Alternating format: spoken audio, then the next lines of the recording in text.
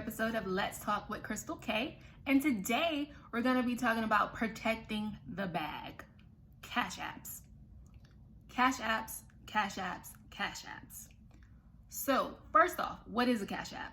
A cash app is anything that you use to transfer money between two people, multiple people, not involving the bank or your bank or whoever you bank with. So not going through your financial institute or a financial institute to transfer money. So that's a cash app. So we have probably most famous is Zelle, and actual Cash App is what I know most people use. I do use Cash App up until recently, but I'm going to tell y'all about that. So Cash App, now that we know what they are, they offer no protection.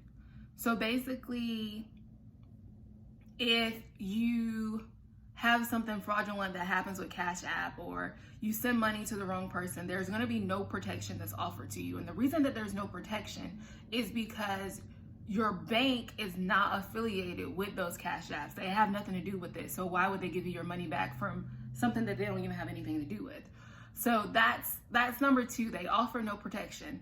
Number three, they're crazy easy to hack. So basically with Cash App, you're storing your debit card or your account number on your phone with no protection. And all these people that sit out here and think of ways to hack stuff, that don't want to get a job, that want to take the easy way out, they are ready, they are looking, and it's easily accessible for those people to do so, to hack you. And like I said, the chances and the likelihood of you getting that money back once you report it to your bank is very slim to none. Another one that I really want to talk about is Zelle, because Zelle can be misleading, because for all my BOA, Bank of America customers out there, you always see Zelle affiliated with Bank of America. It's kind of almost like they advertise it on there. And Zelle, Bank of America will sometimes even automatically sign you up for Zelle or enroll you in Zelle. So if you are a Bank of America customer, you want to check with them to make sure, go on your mobile app, call them, go into the bank, do whatever you got to do to make sure that you aren't enrolled to automatically be signed up for Zelle. Make sure your information is not in that app, because Zelle is actually the number one cash app that sees the most fraudulent activity and that's hacked the most. So make sure you definitely check that out.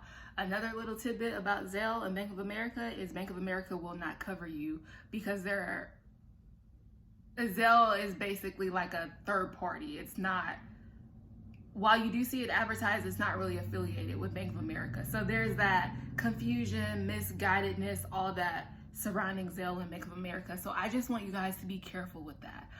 But if by some chance you cannot get around using these cash apps, because I know I typically only use mine like when I'm planning like a group trip, or we're going on vacation, or I need to send money quick or receive money. So if you cannot get around using cash apps, because I'm not saying just don't use them at all, but if you cannot get around using cash apps, you do have two options that you can go to that will protect you and are a little bit of a safer alternative. So option number one is, in that cash app that you are using, you should delete your information and then re-enter it. So if you are not using it, go ahead and delete that information and take it out, because like I said, there's no firewall up against these cash apps. There's nothing to protect you. And it's basically like a digital wallet with all your account information sitting there waiting on somebody to get it. So if you are not going to be using that cash app at the time, if you are not expecting any money or sending any money to anyone, please take your information out of there. Delete your debit card. It does give you that option to delete your debit card, and you can also delete your account number if you do have that, just depending on how you have it set up, whether you have it to come to your debit card or your bank account. So delete that information out and just re-enter it when you need it. I know it's an extra step, it's a hassle, but you're protecting yourself and you're protecting others. So I would just do that. That's option number one. So delete and re-enter when you're not using it. Delete, re-enter.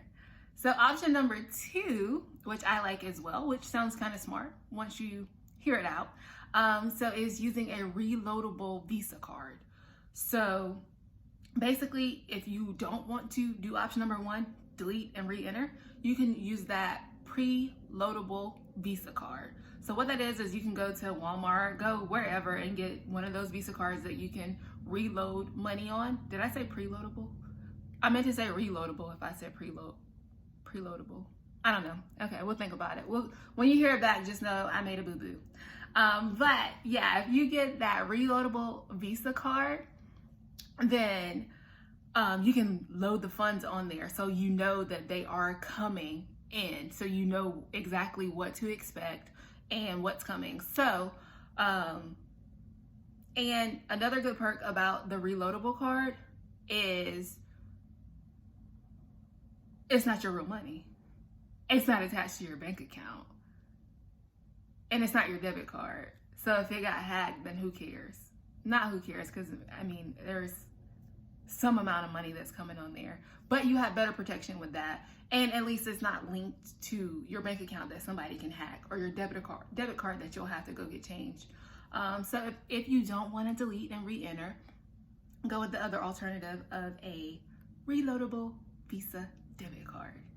So you guys, I hope that really helped. I hope you guys enjoyed those tips. If you have any questions for me about Cash App, or about any of the two options that I said, or anything that I talked about today, definitely hit me up, let me know, but make sure that you protect the bag.